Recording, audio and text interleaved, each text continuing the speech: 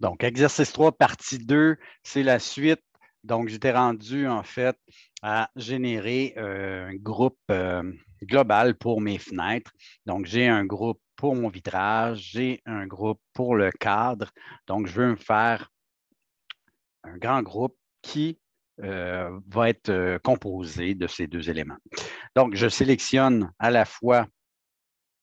Donc, si vous avez de la difficulté à sélectionner, dites-vous que quand vous cliquez à côté d'un objet, vous avez deux types de fenêtres. En pointillé, ça prend tout ce que ça touche, puis la fenêtre pleine prend seulement que l'élément qui est inclus au complet dans ma fenêtre. Donc, si je fais ça comme ça, prend tout ce que ça touche de l'autre côté, prend seulement que l'élément qui est inclus dans ma fenêtre. Donc, ça, c'est une méthode. L'autre méthode, qui, à mon avis, est très simple, je viens éteindre tout simplement les éléments que je ne veux pas sélectionner. Donc, ça va être plus facile de venir sélectionner que les objets à inclure.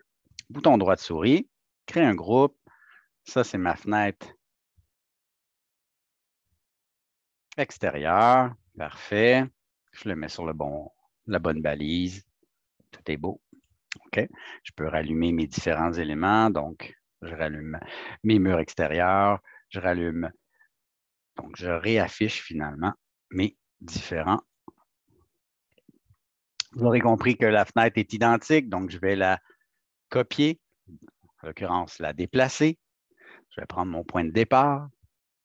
Cette fenêtre-là devrait être positionnée en plein centre de la cloison, donc, ou du mur. Donc, ce que je vais faire ici, je vais tout simplement, si je parlais tantôt de transparence, bien, je peux faire ça ici. Et de cette façon-là, je vais pouvoir sélectionner ma fenêtre. Je vais la déplacer. C'est pour vous montrer. Donc, moi, ce que je veux, c'est prendre le point milieu ici puis l'amener au point milieu là. Donc, avec la transparence, ça va être super facile de le faire. Ou sinon, il faut faire pivoter notre maquette. À vous de voir ce que vous voulez utiliser. Donc, je sélectionne ma fenêtre, je prends mon outil déplacer, je viens prendre le milieu de ma fenêtre pour venir la positionner exactement au milieu du mur extérieur. De cette façon-là, mon cadre de fenêtre est positionné exactement au bon endroit. Celle-là est bien positionnée, je veux la copier. Ben, je vais encore une fois utiliser mon outil déplacer. Je vais prendre mon point de référence, le coin de la fenêtre ici, le coin de l'ouverture. Si je ne fais pas contrôle, il va déplacer mon objet. Si je fais contrôle, il va garder la copie d'origine pour en faire une copie. Voilà. Donc, l'outil déplacer me permet de copier les éléments.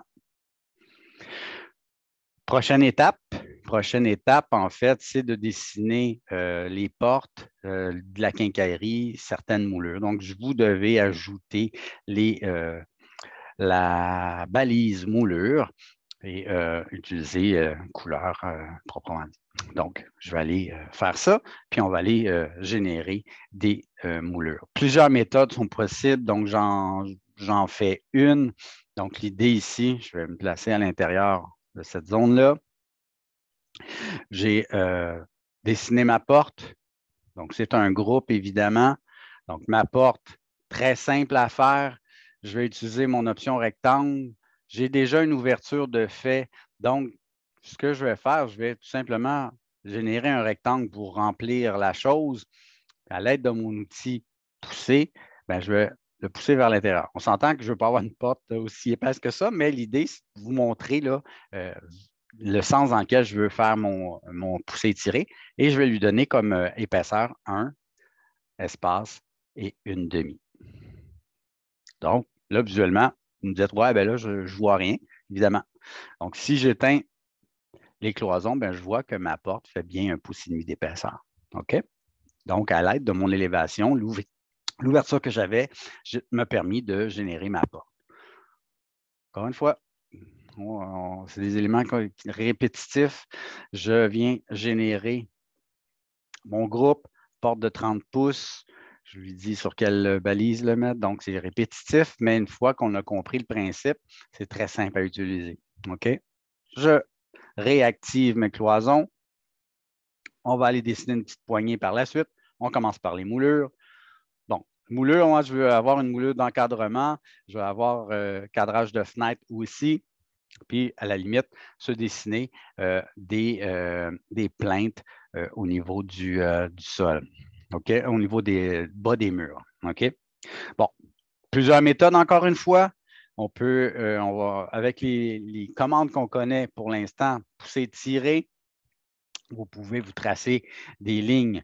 Donc, l'idée, c'est de connaître la dimension des moulures qu'on veut avoir. Une plainte, c'est 5 pouces de haut dans ce cas-ci, un demi-pouce d'épaisseur.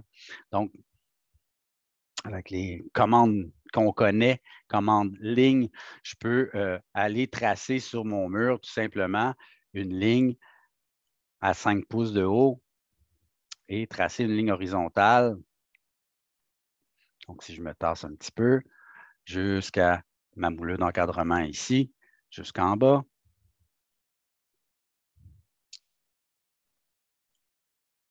Ça vient générer une surface qui est une sur l'autre. Okay? Donc, si je veux, je peux venir lui donner une épaisseur, pousser, tirer. Je vais donner un demi-pouce d'épaisseur. Encore une fois, je peux générer des groupes avec ça, je peux faire ce que je veux. OK? Donc, dans le même groupe, je pourrais avoir des plaintes, des moulures d'encadrement, etc. Dans le cas présent, je pourrais très bien prendre ça ici, puis faire mon groupe et l'appeler plainte. Donc, l'idée, c'est de se pratiquer à générer des groupes, les placer sur les bonnes balises. Une fois qu'on a compris ça, on est capable de faire pas mal tout. Donc, moulure. Donc, vous voyez ici, j'ai petite moule. Donc, je peux le travailler sur l'élévation, tracer des lignes et venir donner une épaisseur à mon élément. Donc, c'est ce que j'ai fait aussi au niveau de la porte, au niveau de la fenêtre aussi. OK? Donc, on sait qu'on peut utiliser les outils décalés. Donc, je vais faire un beau petit rectangle là, en surface pour faire ma moulure pour ma fenêtre ici. Je vais utiliser mon outil décalé. Je sais que je veux avoir 3 pouces d'épaisseur. OK? Donc, si je prends mon outil décalé qui est ici, puis je fais vers l'extérieur 3 pouces, bien, ça va me faire 2 rectangles, un sur l'autre. J'efface la surface intérieure comme pour mes cloisons. Et avec l'outil pousser, tirer, bien, je vais pouvoir lui donner une épaisseur de 1 demi-pouce. Encore une fois, je crée un groupe.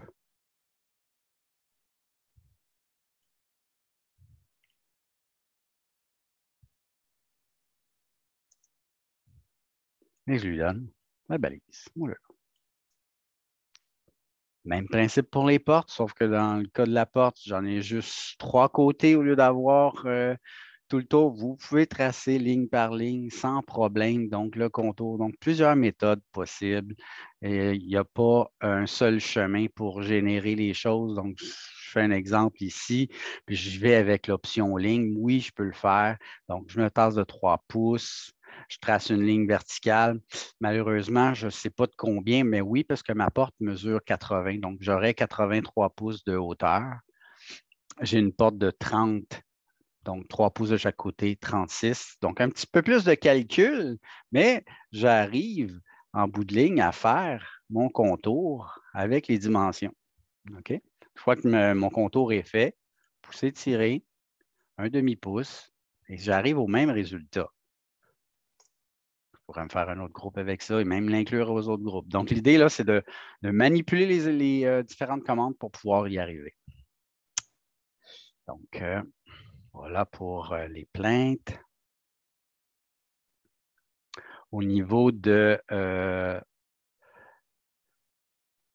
porte, donc je vais éteindre tous les autres calques là, pour besoin de la cause, là, juste pour qu'on voit. Là, je peux éteindre vraiment tout, puis juste travailler sur un élément. L'idée, c'est d'avoir le moins de perturbations, le moins de risque d'erreur en cliquant les mauvais éléments. Ceci étant dit, je vais effacer mes guides et là, je vais aller voir un petit peu le contenu du PDF. Donc, On a une porte de 30 pouces sur laquelle on veut avoir une poignée qui va inclure une béquille, une rosette, une tige. Donc, la rosette, c'est mon cercle, la tige et la béquille qui est la partie horizontale de ma poignée. Donc, on a les dimensions ici, une rosette d'1,5 pouce de diamètre. Juste pour me rapprocher un petit peu, je suis un petit peu loin. Donc, 1,5 pouce plutôt de diamètre, 1/4 de pouce d'épaisseur, c'est ma rosette, donc je vais faire un groupe avec ça. Une tige de 1/4 par 1 pouce 3/4 de long, puis une poignée de 1 demi-pouce par 1 demi-pouce. Ici, on peut restreindre la longueur à 3 pouces. Là, 4 pouces et demi, c'est un peu, ça me semble un peu long. Ceci étant dit, ce n'est pas dramatique. L'idée, c'est de se pratiquer. OK? Donc, on va aller faire ça sur notre élément. Alors, on nous dit aussi que les portes des pièces, ouais, ça, c'est la poignée est à 36 pouces. Ouais, voilà, 36 pouces du sol, 2 pouces du bord de la porte. OK, on a toutes les informations là, pour dessiner. Donc, allons-y donc. Je vais, première chose, positionner ma poignée. À l'aide de mon outimètre, je vais tracer une ligne guide à 36 pouces du sol, une ligne verticale à 2 pouces du bord, et ça me donne la position exacte pour positionner ma poignée. OK? Donc, je vais me faire un cercle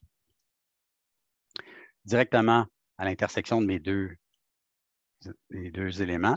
J'ai besoin de 1 pouce et 1/4 de diamètre, soit 5/8 de rayon. OK? J'ai besoin de faire un poussé tiré de ça de 1/4 de pouce d'épaisseur. Et ça, c'est ma rosette. Donc, triple clic, je viens faire un groupe avec ça. C'est ma rosette qui est positionnée sur le calque ou plutôt la balise porte. Prochaine étape, je vais faire la tige. Donc, encore une fois, un cercle. Je vais venir positionner exactement au centre de la rosette. Le rayon, dans ce cas-ci, 1/8 de pouce, qui va faire 1/4 au diamètre. Puis, je vais me faire un poussé tiré de 1 pouce et 3/4. N'oubliez pas que si jamais vous avez fait une erreur, ben vous pourrez toujours corriger le tir sans problème. Ça, c'est ma tige. Donc, je vais venir faire un groupe avec ça aussi. Créer un groupe. Donc, j'y vais étape par étape. Je viens faire mes différents groupes.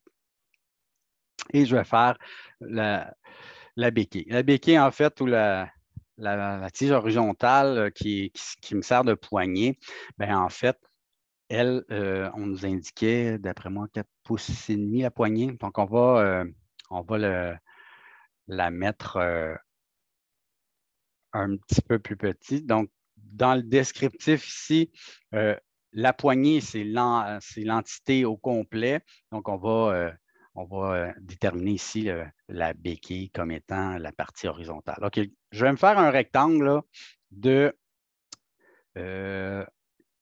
4 pouces, non, 3 pouces. Hein, on va réduire ça un petit peu par 1,5.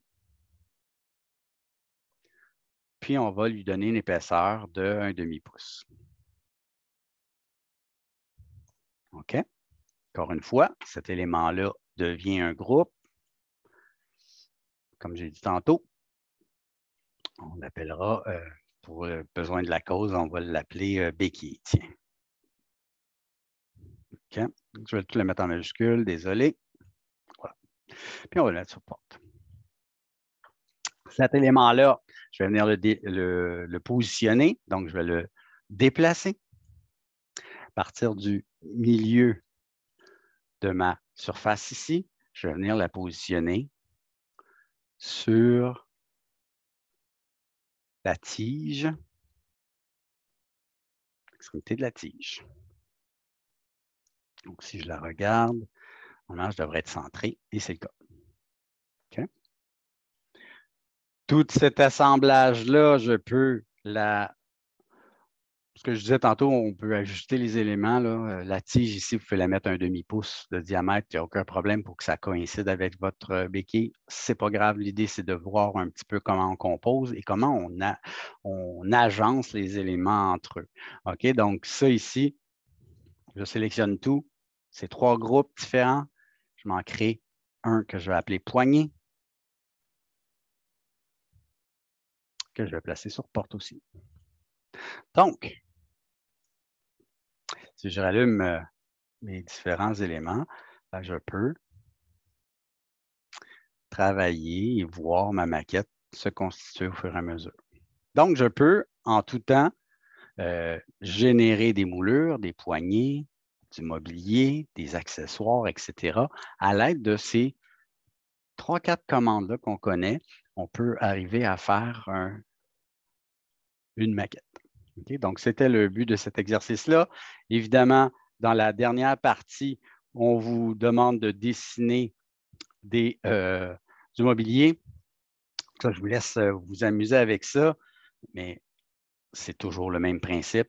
On part toujours des formes rectangulaires, des formes circulaires, on fait notre poussée-tirée, on crée des groupes et on les joint ensemble pour générer un objet. Donc, lâchez pas, amusez-vous, pratiquez-vous souvent, vous allez y arriver.